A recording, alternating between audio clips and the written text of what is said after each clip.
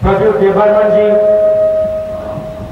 वीरजीत सिन्हा जी, समीर रंजन बर्मन जी, गोपाल चंद्र रॉय जी, पीयूष कांति विश्वास जी, कांग्रेस पार्टी के हमारे सब नेता कार्यकर्ता, एनएसयूआई, महिला कांग्रेस, सेवा दल, यूथ कांग्रेस के हमारे सब लोग,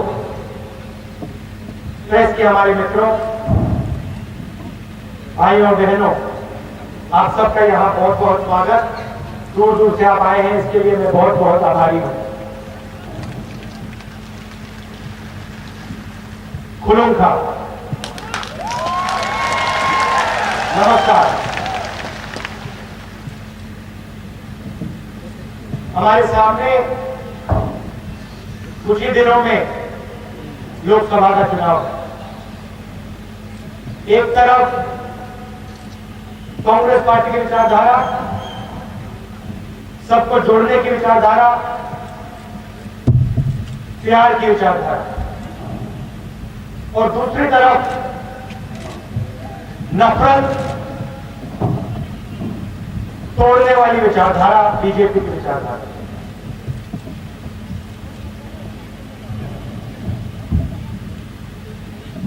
त्रिपुरा के बारे में आप जानते हैं, पूरे नॉर्थ ईस्ट में बीजेपी की सरकार क्या कर रही है, किस प्रकार से आप पर आक्रमण हो रहा है, किस प्रकार से आपको दबाया जा रहा है, आप जानते हो। और इसके बारे में आज मैं थोड़ा आपको बताना चाहता हूं। मगर सबसे पहले मैं देश के मुद्दों के बारे में बोलना चाहता हूं। देश के सामने दो बड़ी समस्याएं हैं। पहली समस्या बेरोजगारी की समस्या, और उसके बारे में भी त्रिपुरा की जनता बहुत अच्छी तरह जानती है। 7.5 लाख बेरोजगार युवा आज त्रिपुरा में। मोदी जी प्रधानमंत्री बने थे, वायदा किया था 2 करोड़ युवाओं को हर साल रोजगार देने का वायदा किया। दिल्ली में नरेंद्र मोदी जी, त्रिपुरा में बीजेपी की सरकार। मैं आपसे पूछना चाहता हूं, त्रिपुरा की जनता से, त्रिपुरा के युवाओं से पूछना चाहता हूं, क्या नरेंद्र मोदी जी ने, त्रिपुरा की सरकार ने आपको रोजगार दिया? वायदा पूरा किया उन्होंने? ठीक है, आज आंकड़े निकले, रोजगार पैदा नहीं किया भाइयों और बहनों। आज आंकड़े निकले, पता लगा कि 2018 में नरेंद्र मोदी जी की पॉलिसी से 1 साल के अंदर 1 करोड़ लोग बेरोजगार हुए। जिनके पास रोजगार था, 1 करोड़ लोगों को नरेंद्र मोदी ने अपनी पॉलिसी से बेरोजगार किया। मतलब 2018 के हर दिन हिंदुस्तान के 3000 युवा जो रोजगार करते थे वो बेरोजगार हुए। भाषण देते रहते, जहां जाते भाषण देते, वायदा करते हैं, मगर एक सच नहीं बोलते। जहां भी देखो आप हिंदुस्तान में, किसी युवा से पूछो भैया क्या करते हो, जवाब देता कुछ नहीं करते, कुछ नहीं करते। नोटबंदी की, पता नहीं क्या हुआ, दिमाग में क्या घुस गया, अचानक 8 बजे रात को टीवी पे आते हैं, देश को बता देते हैं भाइयों और बहनों, मुझे 500 रुपए का, 1000 रुपए का नोट अच्छा नहीं लगा, उसको मैंने रद्द कर दिया। लो, आप किसी भी इकोनॉमिस्ट से पूछ लो, 8 साल के किसी बच्चे से जाके पूछो भैया 500 रुपए 1000 रुपए का नोट अगर रद्द किया तो देश की अर्थव्यवस्था को क्या होगा? 8 साल का बच्चा आपको बता देगा। जबरदस्त नुकसान होगा। छोटे दुकानदार बंद हो जाएंगे, छोटे बिजनेस, मिडिल साइज बिजनेस सब खत्म हो जाएंगे। 8 साल का बच्चा बता सकता है, मगर देश का प्रधानमंत्री नहीं समझ सकता इस बात। यहां हमारी महिलाएं आई हैं, इन सबको नरेंद्र मोदी जी ने बैंक के सामने खड़ा कर दिया। आप सबको नरेंद्र मोदी जी ने बैंक के सामने खड़ा किया। क्या फायदा मिला? आपका पैसा था, आपकी जेब से निकाल लिया। कहां गया वो पैसा? उस लाइन में आपने हिंदुस्तान के चोरों को देखा? विजय माल्या लाइन में खड़ा था, नीरव मोदी लाइन में खड़ा था, मेहुल चौकसी लाइन में खड़ा था, ललित मोदी लाइन में खड़ा था ना। नीरव मोदी 35,000 करोड़ रुपए लेके चोरी कर दिया, भाग गया। नोटबंदी में इन्होंने पैसा बैंक में डाला, आप सबने पैसा बैंक में डाला। नरेंद्र मोदी ने कहा, भाइयों और बहनों, काले धन के खिलाफ लड़ाई चल रही है, लाइन में खड़े हो जाओ। बारिश हो, आंधी हो, तुम्हें लाइन में खड़ा होना पड़ेगा। देश के सब चोरों ने, सबके सब चोरों ने नरेंद्र मोदी जी की मदद से अपने काले धन को सफेद में बदल दिया। यह है नरेंद्र मोदी जी की काले धन के खिलाफ लड़ाई।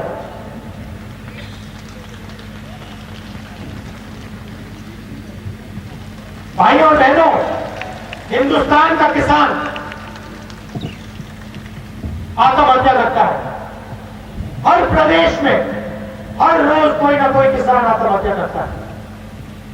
और किसानों से, प्रधानमंत्री से, अरुण जेटली जी से एक ही चीज मांगी, हमारा आप कर्जा माफ कर दीजिए। हमसे जिया नहीं जा रहा है, हमें आपसे और कोई मदद नहीं चाहिए, हमारा कर्जा माफ कर दीजिए। अरुण जेटली जी कहते हैं नहीं, हम नहीं करेंगे, हमारी पॉलिसी नहीं, हम ये काम नहीं करते। आप कर्जा माफ नहीं करते, तो अगर आपकी ये पॉलिसी नहीं है तो फिर आपने हिंदुस्तान के सबसे अमीर 15 लोगों का 3.5 लाख करोड़ रुपए क्यों कर्जा माफ किया? अमीर व्यक्तियों का रोज कर्जा माफ करते हैं। किसान मदद मांगता है, कहते नहीं हमारी पॉलिसी नहीं। यूपीए की सरकार थी, 70,000 करोड़ रुपए यूपीए की सरकार ने आपके लिए कर्जा माफ किया था किसानों के लिए। किसान हमारे पास आए, उन्होंने कहा देखिए मुश्किल हो रही है, हमारा कर्जा माफ कीजिए। एकदम हमने कर दिया। लाखों किसानों को, करोड़ों किसानों को फायदा मिला। अभी मध्य प्रदेश, राजस्थान, छत्तीसगढ़ में चुनाव हुए। मैंने अपने भाषण में वहां कहा, देखिए मैं बाकी सब नहीं जानता हूं, मगर मैं आपको यह कह देता हूं 10 दिन के अंदर इन 3 प्रदेशों में जैसे ही कांग्रेस पार्टी की सरकार आएगी, 10 दिन में किसानों का कर्जा माफ हो जाएगा। मैंने वहां बोला, हर मीटिंग में बोला, भाइयों और बहनों, कांग्रेस पार्टी तीनों प्रदेशों में चुनाव जीती, 10 दिन नहीं लगे, 2 दिन के अंदर हमारे तीनों चीफ मिनिस्टर ने कर्जा माफ कर दिया किसानों को। 2 दिन। पहले बीजेपी के लोग कह रहे थे पैसा नहीं है, कर्जा माफ नहीं हो सकता। पैसा है, कोई कमी नहीं है पैसे की। बस ये है कि ये पैसा पूरा पूरा पैसा ये चोरों को देते हैं, नीरव मोदी जैसे चोरों को, मेहुल चौकसी जैसे चोरों को, अनिल अंबानी जैसे चोरों को। देखिए मैं सुनाता हूं आपको, मैं सुनाता हूं। पहले नारा चलता था, जनता कहती थी अच्छे दिन, नरेंद्र मोदी जी कहते थे आएंगे, याद है आपको? अच्छे दिन आएंगे, आ गए अच्छे दिन, आ गए। अब नारा सुनिए, चौकीदार, चौकीदार, चौकीदार। ये देखिए, ये क्या हुआ? 4 साल में अच्छे दिन से चौकीदार चोर कैसे हो गया?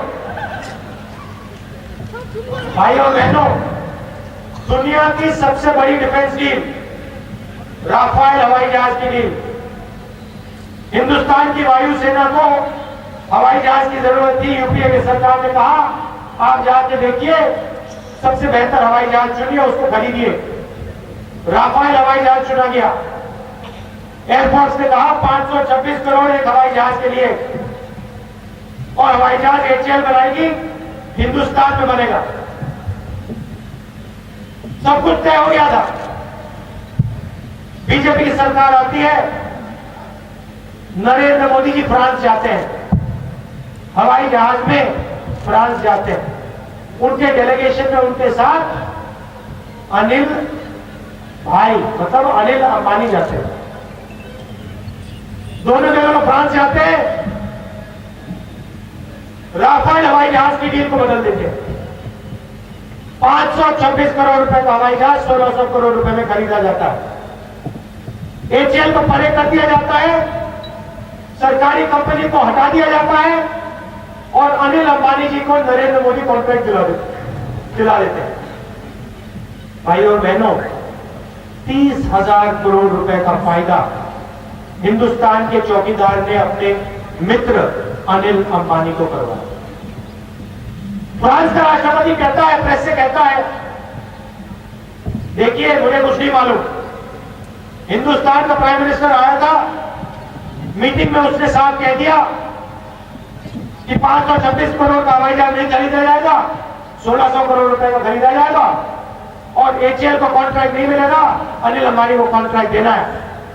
फ्रांस का राष्ट्रपति कहता है कि उन्होंने, प्रधानमंत्री ने मुझे साफ बोल दिया, अगर राफेल हवाई जहाज फ्रांस को बेचना है तो सिर्फ अनिल अंबानी को कॉन्ट्रैक्ट मिलेगा। डिफेंस मिनिस्टर पर्रिकर जी कहते हैं मैं नहीं जानता भैया क्या हुआ। प्रेस से कहते हैं आप नरेंद्र मोदी से जाके पूछिए, वो जानते हैं।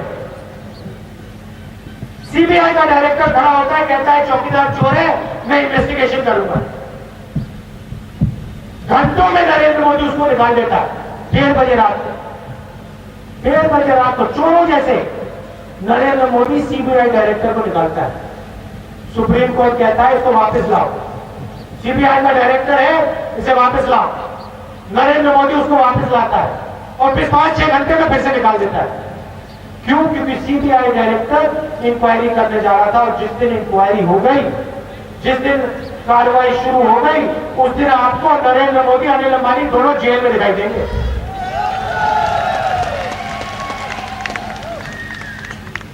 किसानों के लिए कुछ नहीं किया, युवाओं के लिए कुछ नहीं किया। अब आते हैं नॉर्थ ईस्ट, त्रिपुरा की बात करते हैं। आपसे कहते हैं कि आपकी जमीन आपकी नहीं है। आपसे कहते हैं कि हम सिटीजन अमेंडमेंट बिल ला रहे हैं। आपकी भाषा, आपके इतिहास, आपकी हिस्ट्री पर आक्रमण करते हैं, आपकी जमीन छीनने की कोशिश करते हैं। आपके लोग आए मेरे पास, यहां सब सिविल सोसाइटी के लोग बैठे हैं, मैं इनका धन्यवाद करता हूं। जमीन पे लड़ाई है, हमारे पास आए और इन्होंने मुझे कहा, इन सब ने, रीजनल पार्टीज ने, इन्होंने मुझे कहा कि देखिए कांग्रेस पार्टी को पार्लियामेंट हाउस में सिटीजन अमेंडमेंट बिल को रोकना है।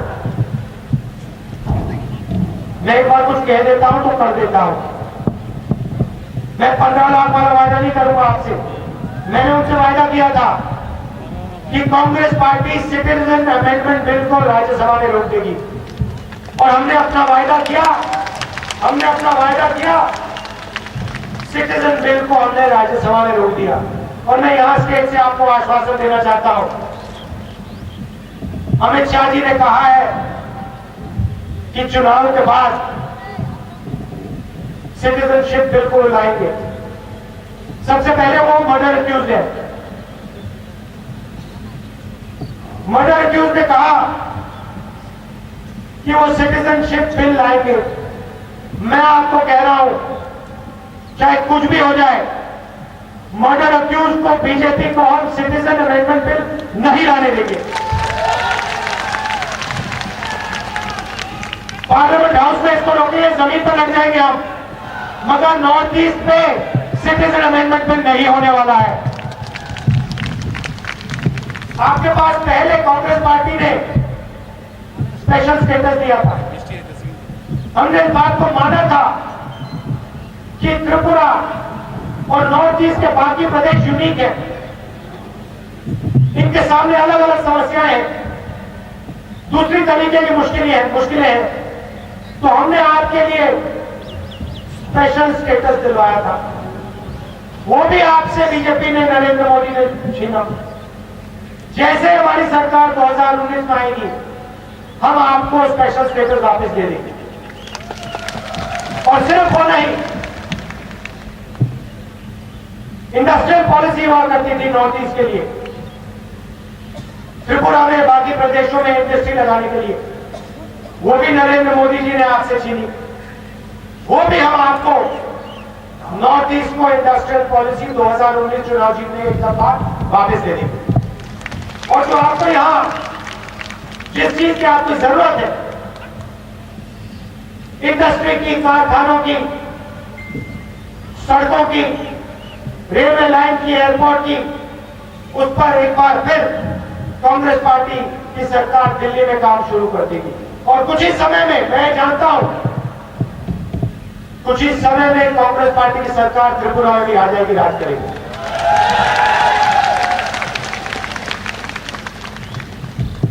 यहां के जो इंडिजिनस लोग हैं, मैं आपसे कहना चाहता हूं कि बीजेपी आपसे जमीन छीनने की कोशिश करती है। हम आपके लिए ट्राइबल बिल लाए थे, इंडिजिनस लोगों की मदद करने के लिए, उनकी जमीन की रक्षा करने के लिए, उनको जमीन दिलवाने के लिए। उस बिल को भी नरेंद्र मोदी ने रद्द किया है, त्रिपुरा में उसको खारिज किया है। हम ट्राइबल बिल को इंडिजिनस लोगों के लिए यहां पे लागू करेंगे और आपकी जो जमीन है आपको वापस देने का काम हम शुरू करेंगे। और हमने जो वायदा किया था कि जो सत्ता है, जो पावर है, वो हम आपको वापस देंगे। आपकी जो लोकल काउंसिल्स हैं, उनको हम पावर देंगे, वो वायदा भी हम पूरा करके आपको देंगे। हम चाहते हैं कि आप इस प्रदेश को त्रिपुरा से, गांव से चलाओ। नरेंद्र मोदी जी चाहते हैं कि यह प्रदेश नागपुर से चलाया जाए, आरएसएस चलाए। हम इस प्रदेश को नागपुर से कभी नहीं चलने देंगे। इस प्रदेश को त्रिपुरा के लोग चलाएंगे, त्रिपुरा के किसान चलाएंगे, त्रिपुरा के जनता चलाएगी। नेशनल लेवल पे हमने निर्णय ले लिया है, पहले चौकीदार को 2019 में हटाएंगे, निकालेंगे, और जैसे ही दिल्ली में कांग्रेस की सरकार आएगी, वैसे ही हम एक ऐतिहासिक काम करने जा रहे हैं। गारंटी मिनिमम आमदनी, मतलब हिंदुस्तान के हर गरीब व्यक्ति को कांग्रेस पार्टी की सरकार बैंक अकाउंट में सीधा पैसा डाल के दे देगी। थोड़ा सा मैं आपको समझाना चाहता हूं। 2019 में जैसे ही चुनाव जीतेंगे, एक मिनिमम आमदनी की लाइन बना दी जाएगी। सरकार कहेगी कि मिनिमम आमदनी की लाइन इतने रुपए की है, और जो भी लोग, जिनकी भी आमदनी उस लाइन से नीचे है, उनके बैंक अकाउंट में सीधा पैसा डाल दिया जाएगा और उनकी आमदनी उस मिनिमम लाइन तक पहुंचा दी जाएगी। नरेंद्र मोदी अमीरों को पैसा देते हैं, हम गरीबों को पैसा देंगे। आपको करना है जो करो, आप 3.5 लाख उनको दो, उनका कर्जा कर माफ करो, हम किसानों का कर्जा माफ करेंगे। आप नीरव मोदी, मेहुल चौकसी, ललित मोदी जैसे चोरों को पैसा देते हो, हम उनका पैसा लेकर गरीब जनता को पैसा देंगे, सीधा बैंक अकाउंट में पैसा देंगे। करो जो आपको करना है। भाइयों और बहनों, चुनाव का समय है। कार्यकर्ताओं से मैं कहना चाहता हूं, आप हमारी विचारधारा की लड़ाई लड़ते हो। आपसे यहां सरकार चुराई गई है, कांग्रेस पार्टी से चुराई गई है सरकार, पूरा देश जानता है। अरुणाचल में, त्रिपुरा में, गोवा में पैसे देकर आपका जो हक है आपसे छीना गया है। हम चाहते हैं कि त्रिपुरा को त्रिपुरा की जनता चलाए, त्रिपुरा के किसान चलाए। मैंने कहा कि ऑटोनोमस डिस्ट्रिक्ट काउंसिल को हम सीधा डायरेक्ट पैसा देंगे, डायरेक्ट फंडिंग देंगे। तो आपकी लड़ाई है, लोकसभा के चुनाव आपने जिताने हैं। दोनों की दोनों सीट कांग्रेस पार्टी के कार्यकर्ताओं को कांग्रेस पार्टी को दिलवानी है। आप दिन भर कांग्रेस पार्टी के लिए लड़ते हो, इसके लिए मैं आपको दिल से धन्यवाद करता हूं। और जो जनता यहां आई है, आपको मैं दिल से धन्यवाद करता हूं। बहुत बहुत धन्यवाद कि आप दूर दूर से आए, आपने मेरी बात सुनी, इतने प्यार से मेरी बात सुनी। बीजेपी देश को बांटने का काम करती है, नफरत फैलाने का काम करती है। कांग्रेस पार्टी जोड़ने का काम करती है, कमजोर लोगों की मदद करती है, प्यार की पार्टी है, प्यार और भाईचारे की बात करती है। कांग्रेस पार्टी के कार्यकर्ताओं को हमारी विचारधारा की लड़ाई लड़नी है। त्रिपुरा की जनता को आप बताइए कि त्रिपुरा के गरीब लोगों पे, त्रिपुरा की जमीन पर बीजेपी और आरएसएस आक्रमण कर रहे हैं। सिटीजन अमेंडमेंट बिल आपके ऊपर आक्रमण है, नॉर्थ ईस्ट की जनता के ऊपर आक्रमण है। जनता को बताइए कि कांग्रेस पार्टी आपकी रक्षा कर रही है। कांग्रेस पार्टी त्रिपुरा और नॉर्थ ईस्ट के साथ खड़ी है और हम आपकी रक्षा करेंगे। और जो भी आपके ऊपर आक्रमण करेगा, हम आपके साथ मिलकर उसके खिलाफ लड़ेंगे। आप सबका दिल से बहुत बहुत धन्यवाद। नमस्कार, जय हिंद।